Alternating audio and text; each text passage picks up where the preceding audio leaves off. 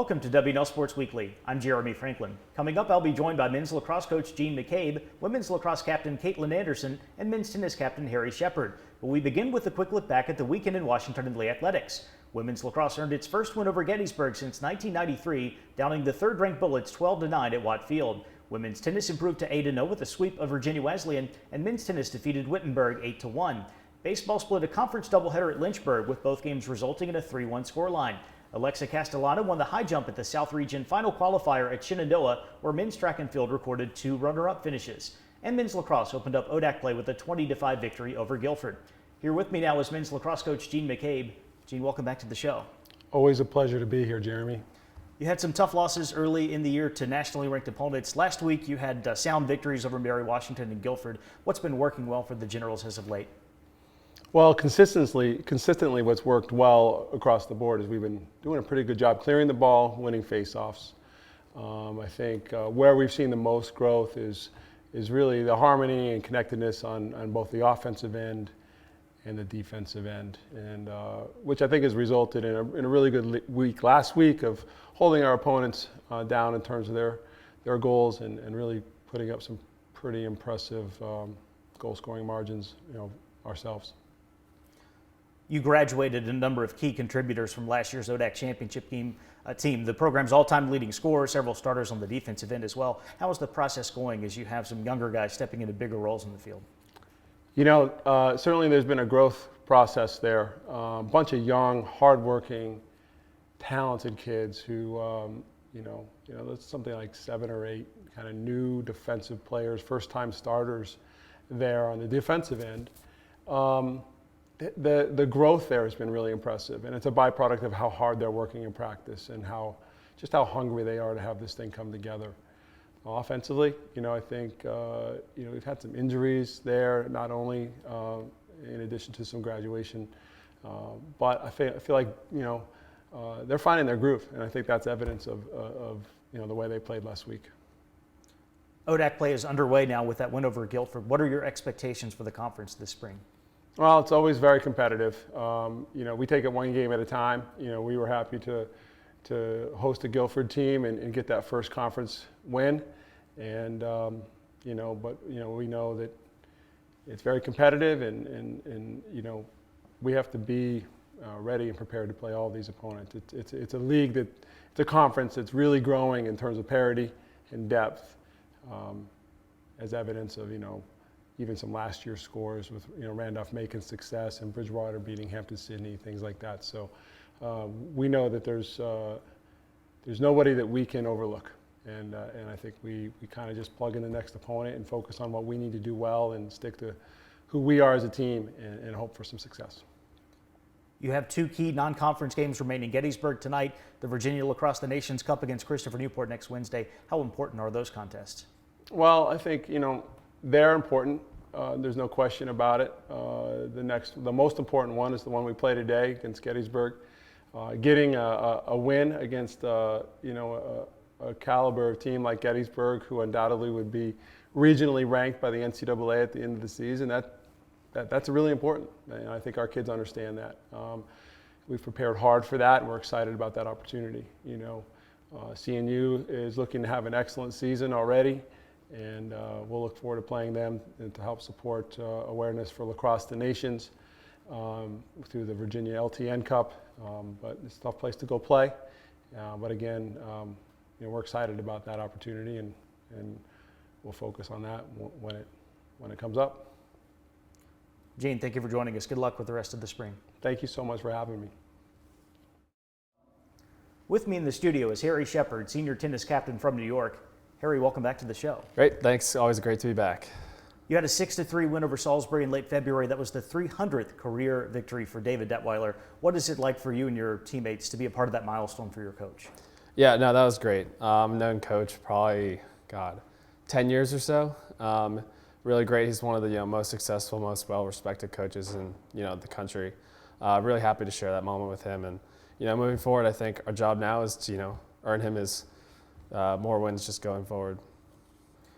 In addition to beating Salisbury, you have another quality victory over Christopher Newport. You had a nail-biter against a good NC Wesleyan team. You also had a chance to take on a D1 power in UVA. What are your thoughts on the season as a whole so far? Yeah, no, I think starting off with UVA was a really good opportunity for us. They've won 3 or 4 national titles the last 10 years. And it was kind of a wake-up call, even though we're playing a top D1 team. It was good to see what the competition would be like, kind of motivate us for the start of our D3 season. And as for that, I think it's gone well so far. NC Wesleyan match is close, 5-4. Had a lot of opportunities. Definitely could have pulled through to get 5-4, 6-3. But I think we rebounded really well against Christopher Newport the next day with a really good 7-2 win.